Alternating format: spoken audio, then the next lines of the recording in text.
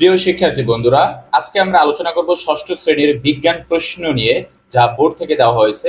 এর আমরা ক এবং খ নং প্রশ্নের উত্তর সমাধান করব, অর্থাৎ বহু নির্বাচনী প্রশ্ন এবং এক কথায় উত্তর।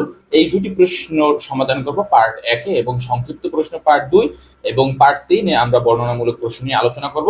এটি মূলত বার্ষিক সামষ্টিক মূল্যায়ন 2024 এর ষষ্ঠ শ্রেণী বিজ্ঞান বইয়ের প্রশ্ন। কি দেওয়া আছে দেখো। প্রথম বলা আছে ক বিভাগ নৈর্ব্যক্তিক প্রশ্ন, বহু নির্বাচনী প্রশ্ন। সঠিক উত্তর চিহ্নিত করে খাতায় লিখো। তোমাদের কোন উদ্ভিদটি গুল্ম জাতীয়? এখানে কোন উদ্ভিদটি গুল্ম জাতীয়? এই চারটির ভিতরে আমরা জানি কামিনী হচ্ছে একটি গুল্ম জাতীয় উদ্ভিদ। ব্যাটারিতে শক্তি হিসেবে কি জমা থাকে? আমরা জানি ব্যাটারিতে শক্তি হিসেবে রাসায়নিক শক্তি জমা থাকে। বৃষ্টি পরিমাপক যন্ত্র কোনটি? এই যন্ত্রগুলোর ভিতরে বৃষ্টি পরিমাপক যন্ত্র হচ্ছে রেইন গজ। কি বলতো? রেইন গজ। কোনটি মৌলিক একক নয়? আমরা দেখবো এখান থেকে কোনটি মৌলিক একক নয়। আমরা জানি বর্গ মিটার এটি মৌলিক একক নয়, কারণ এখানে বর্গ বলা আছে, বর্গ শব্দটা। 5 নং প্রশ্ন, এই চিত্রের মাধ্যমে তোমাদেরকে দেওয়া হবে। উপরের চিত্রটি কোন নক্ষত্র মণ্ডলীর? উপরের চিত্রটি কোন নক্ষত্র মণ্ডলী? আমরা জানি উর্সা মেজর এর নক্ষত্র মণ্ডলী। তোমরা তোমাদের বিজ্ঞান বইতে দেখবে বা এই চিত্রটি দেওয়া আছে এবং এখানে বলা আছে উর্সা মেজর সম্পর্কে। এরপরে দেখো, কোনটি বিদ্যুৎ অপরিবাহী পদার্থ, অর্থাৎ যার মধ্য দিয়ে বিদ্যুৎ প্রবেশ করে না, এটাকে বলা হয় বিদ্যুৎ অপরিবাহী পদার্থ। আমরা জানি ফসফরাস, এর মধ্য দিয়ে বিদ্যুৎ প্রবেশ করে না, সুতরাং এটা হবে কি বলতো? বিদ্যুৎ অপরিবাহী একটি পদার্থ, যার নাম কি? ফসফরাস। 7 নং প্রশ্ন দেখো, কোনটি ছত্রাকে অনুপস্থিত, অর্থাৎ ছত্রাকে নাই এখানকার কোনটি? আমরা জানি ক্লোরোফিল থাকে না ছত্রাকে। কুয়া থেকে পানি তুলতে কোন ধরনের সরল যন্ত্র ব্যবহার করা হয়? কুয়া থেকে পানি তুলতে মূলত ব্যবহার করা হয় কপিকল যন্ত্র। কপিকল যন্ত্র। তথ্যের আলোকে 9 এবং 10 নং প্রশ্নের উত্তর দাও। তথ্যটা কি? তামা, অ্যালুমিনিয়াম, রূপা, কাঠের তৈরি একই আকৃতির 4টি চামচ নেওয়া হলো।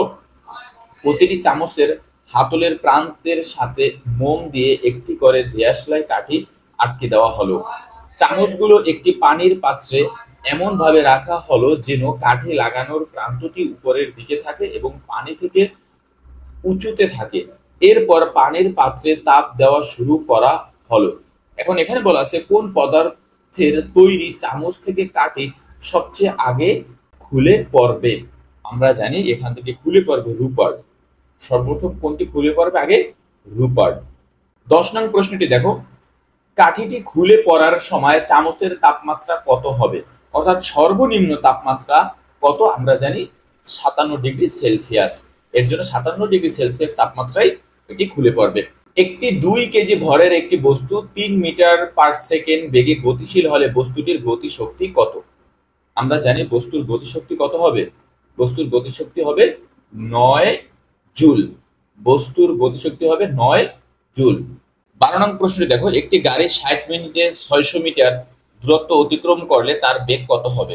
তার বেগ হবে মূলত 10 মিটার পার সেকেন্ড। কিভাবে হবে এটি? আমরা জানি এর বেগ বের করার সূত্র, অর্থাৎ ভি। এটি যদি আমরা বের করি, এটা হচ্ছে ডি ভাগ টি, অর্থাৎ ডি হচ্ছে ডিস্টেন্স। ডিস্টেন্স কত? 600 মিটার ভাগ 1 মিনিট। 1 মিনিট কত সেকেন্ড? 1 মিনিট জানি আমরা 60 সেকেন্ড। এই শূন্য কাটা, এই 6 কাটা, 6 কে 6, এরপর এখানে আছে একটা শূন্য, অর্থাৎ কত হয়? 10। অর্থাৎ তোমরা 600 কে 60 দ্বারা ভাগ করলে দেখো কত আছে? 10 মিটার পার সেকেন্ড। এই মিনিটকে সেকেন্ডে রূপান্তর করে নিতে হবে, কারণ এখানে কি বলতো? আমরা বেগ বের করবো পার সেকেন্ডে, মিটার পার সেকেন্ডে। সুতরাং এটা হবে আমাদের কত? 10 মিটার পার সেকেন্ড। এরপর দেখো, আমাদের সৌরজগতে কোন গ্রহটি নবম গ্রহ হিসেবে বিবেচিত ছিল কিন্তু এখন নেই? অর্থাৎ আগে ছিল এখন নেই, এটা মূলত হচ্ছে প্লুটো। কোনটি দ্বিবর্ষীয় উদ্ভিদ? আমরা জানি দ্বিবর্ষীয় উদ্ভিদ হচ্ছে গাজর। কোন ধাতুটি কক্ষ তাপমাত্রায় তরল থাকে? অর্থাৎ কক্ষ তাপমাত্রায় কোন ধাতুটি তরল থাকে? আমরা জানি পারদ, অর্থাৎ মার্কারি। এইচ জি, এটার সংকেত কি? এইচ জি, বা পারদকে বলা হয় মার্কারি। তাহলে এখন আমরা এই 15টি বহু নির্বাচনী প্রশ্ন সমাধান করলাম। চলো এখন আমরা এক কথা প্রশ্নের উত্তরগুলো দেখি। স্বর্ণলতা কোন ধরনের উদ্ভিদ?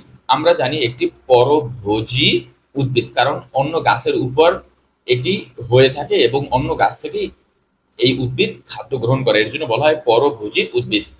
সৌরজগতে মোট ভরের কত শতাংশ ভর সূর্যের?